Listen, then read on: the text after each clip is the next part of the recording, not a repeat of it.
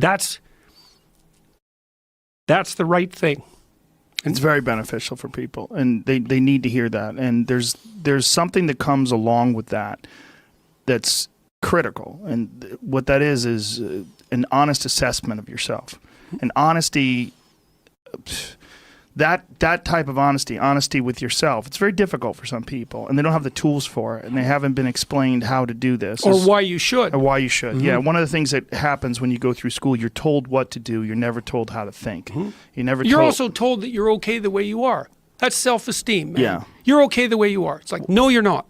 And this is another thing. Well, you are and you're not. Right. You're okay as a human. Look, if you want to be a black belt in jiu-jitsu and you just started your first class, you're okay as you are. You're a human.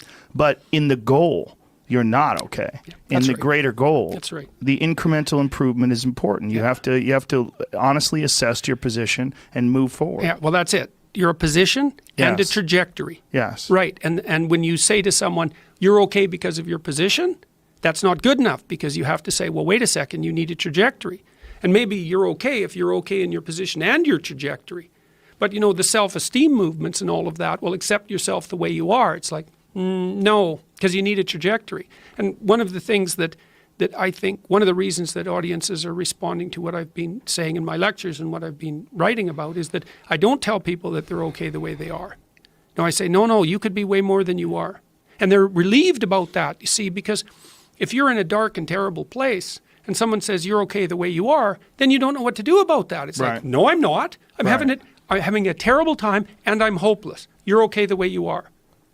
Well, then what? That's it? That's where I am? And what do you want to tell a young person?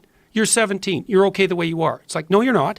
You got 60 years to be better, and you could be way better. You could be incomparably better across multiple dimensions. And in pursuing that better, that's where you'll find the meaning in your life, and that will give you the antidote to the suffering. The way I always describe it to people is there are disciplines that you can pursue, and those disciplines are a vehicle for developing your human potential. And if you get better at these things, you can get better at anything. And if you figure out what it takes to become better at whatever sport it is or whatever art it is or whatever you're pursuing, the same principles you can apply to the way you treat people, you can apply to the way you educate yourself, you can apply to the way you keep your body in shape. All those things are connected. That's why you have to impose order